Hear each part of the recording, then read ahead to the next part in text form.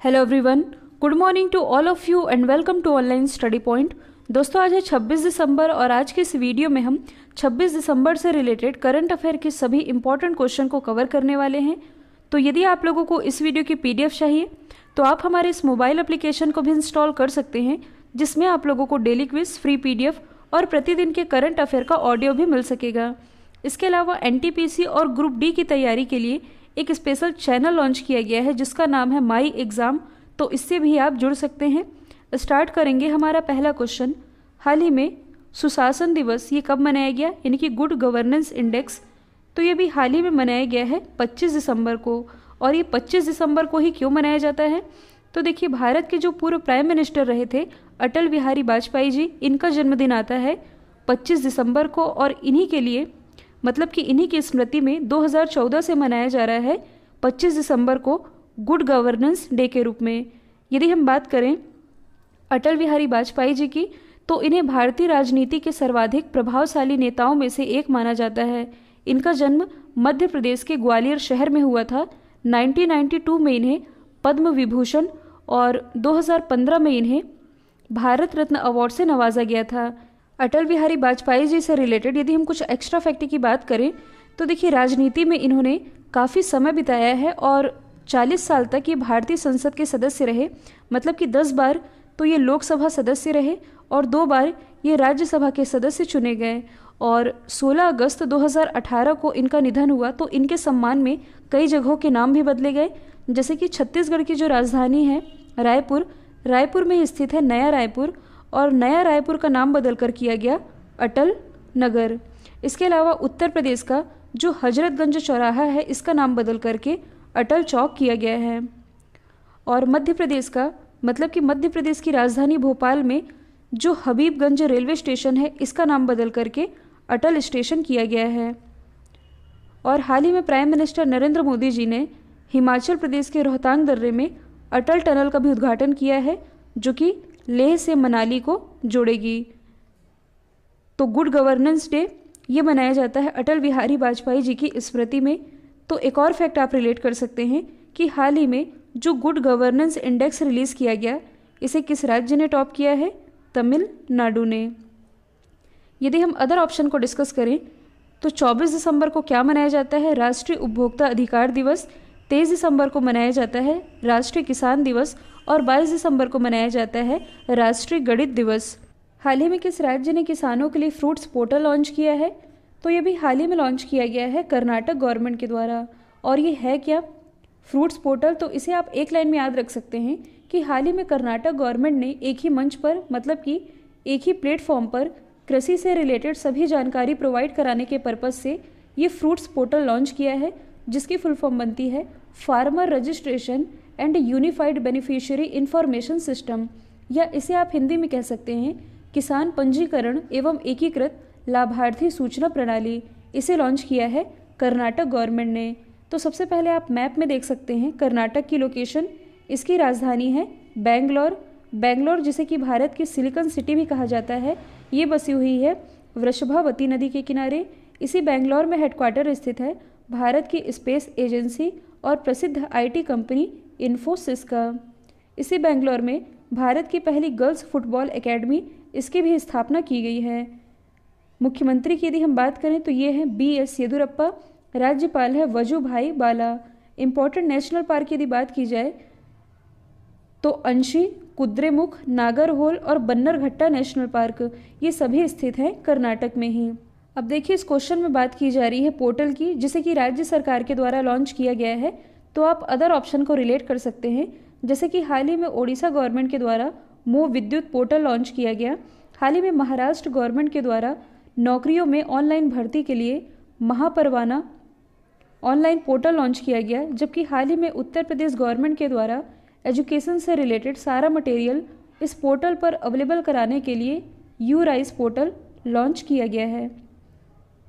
हाल ही में किस खिलाड़ी को वर्ष 2020 के सर्वश्रेष्ठ ATP यानी कि association of tennis profession player के पुरस्कार से सम्मानित किया गया है? इस क्वेश्चन में टेनिस वर्ड आ रहा है, मतलब कि इसके जो भी विनर होंगे ये टेनिस प्लेयर ही होंगे। तो इसके विनर हैं नोवाक जोकोविक, जो कि बिलोंग करते हैं सर्बिया से। कई बार एग्जाम में खिलाड़ियों से रिलेटेड कंट्री भी पूछी जाती है तो ये आप याद रखेंगे। आप यूरोप मैप में देख सकते हैं सर्बिया की लोकेशन, इसकी राजधानी है बेलग्रेड, करेंसी है सर्बियाई दिनार। देखिए अभी तो यूरोप महाद्वीप को हम आगे भी डिस्कस करेंगे, यहाँ से हम अदर ऑप्शन को डिस्कस कर लेते हैं। यदि हम बात करें क्रिस्टियानो रोनाल्डो की, जो कि पुर्तगाल के स्टार फुटबॉलर हैं, हाल ही में इंस्टाग्राम पर सबसे ज़्यादा प्रभावशाली लोगों की लिस्ट में टॉप पर हैं क्रिस्टियानो रोनाल्डो। इंस्टाग्राम पर इनकी हर पोस्ट पर लगभग 4.5 मिलियन से भी अधिक व्यूज़ हैं।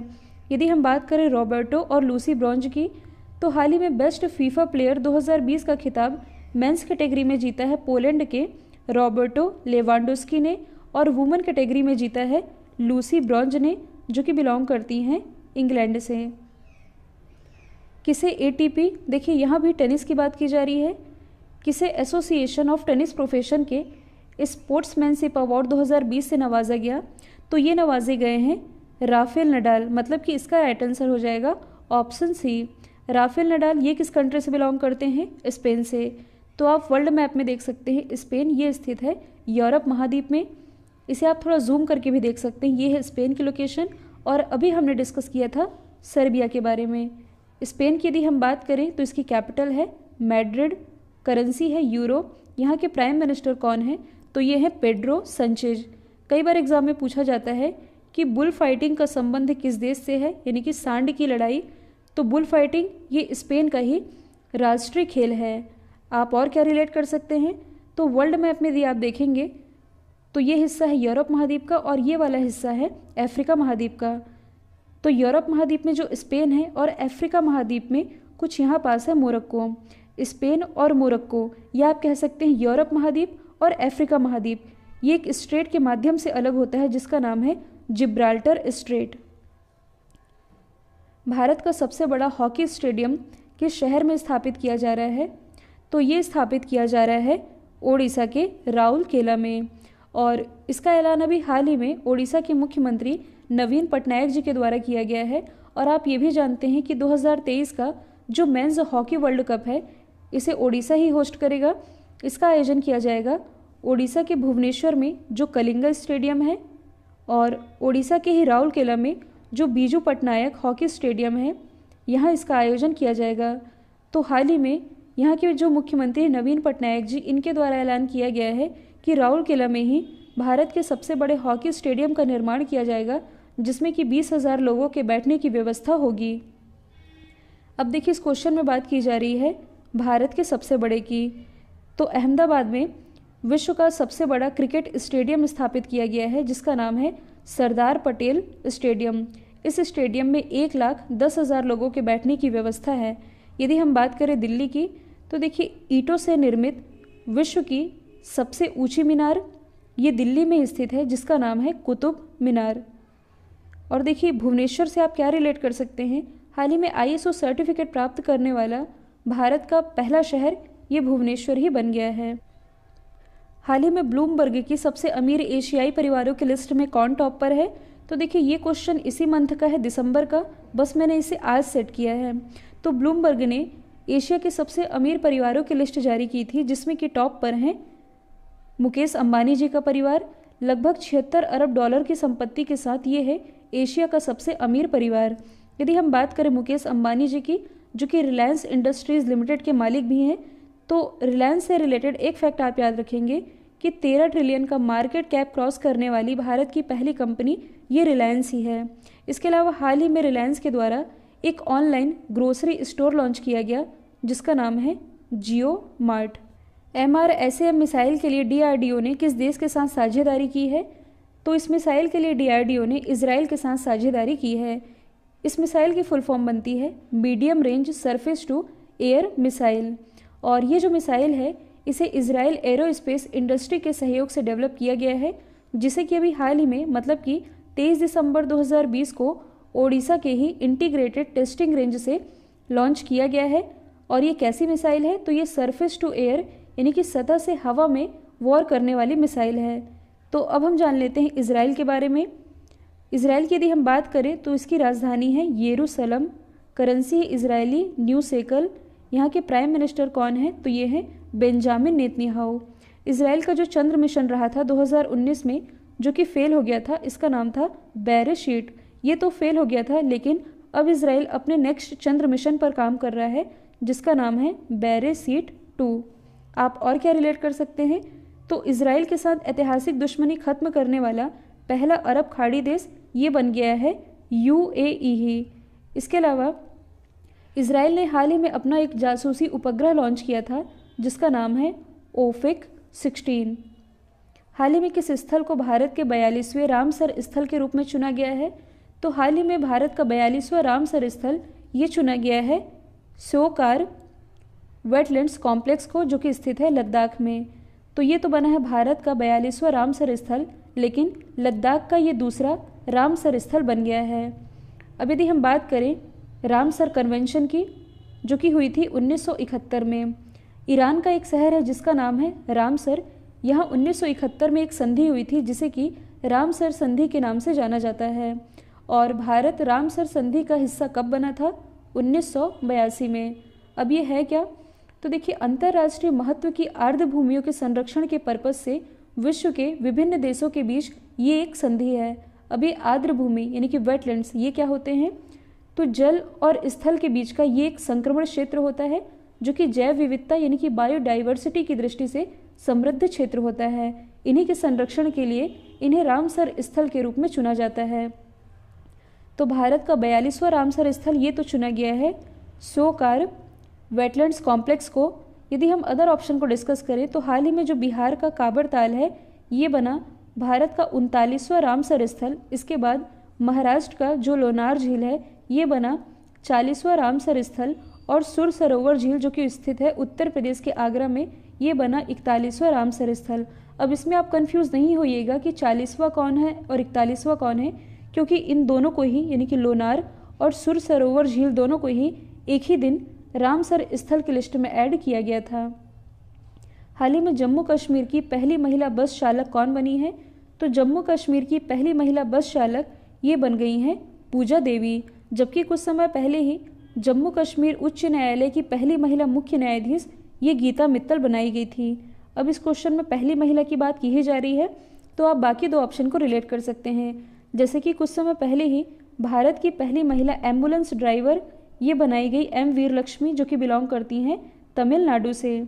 इसके अलावा हाल ही में तेलंगाना उच्च न्यायालय में पहली महिला मुख्य न्यायाधीश के रूप में जस्टिस हिमा कोहली की नियुक्ति हुई है। हाल ही में कोविड-19 सबका साथ और सम्मान किताब किसके द्वारा लिखी गई है? तो ये लिखी गई है कैलाश सत्यार्थी जी के द्वारा, जिन्हें कि 2014 में नोबेल शांति पुरस्कार से सम्मानित किया गया था। इन्हीं के द्वारा इस किताब को लिखा गया है। यदि हम अदर ऑप्शन को डिस्कस करें तो कल ही मैंने आप लोगों को बताया था PS श्रीधरन पिल्लई के बारे में, जो कि मिजोरम के राज्यपाल हैं, और हाल ही में इनके द्वारा एक कविता संग्रह है जिसका नाम है ओ मिजोरम, ये लिखा गया है, लॉन्च किया गया है vice president M Venkaiah Naidu ji के द्वारा। हाल ही में अनुपम खेर जी के द्वारा एक किताब लिखी गई है जिसका नाम है your best day is today, जबकि जो शशि थरूर जी है इनके द्वारा लिखी गई किताब का नाम है द बैटल ऑफ बिलोंगिंग्स। हाल ही में बाटा के ग्लोबल CEO के रूप में नियुक्त होने वाले पहले भारतीय कौन बने हैं? तो देखिए, ये क्वेश्चन मैंने रिवीजन के लिए रखा है। बाटा जो कि एक फुटवेयर ब्रांड है, इसके 126 साल के इतिहास में CEO के रूप में नियुक्त होने वाले पहले भारतीय ये बन गए हैं संदीप कटारिया। संदीप कटारिया जो कि 2017 से बाटा इंडिया के CEO थे, लेकिन अब इन्हें बाटा के ग्लोबल CEO के रूप में नियुक्त कर दिया गया है।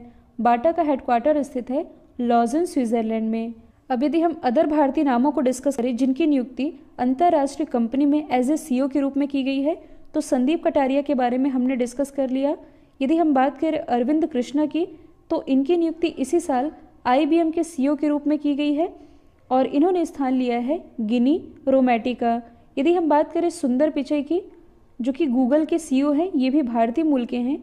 यदि हम बात करें सत्या नडेला की, तो ये माइक्रोसॉफ्ट के CEO हैं। तो ये सभी आप याद रखेंगे।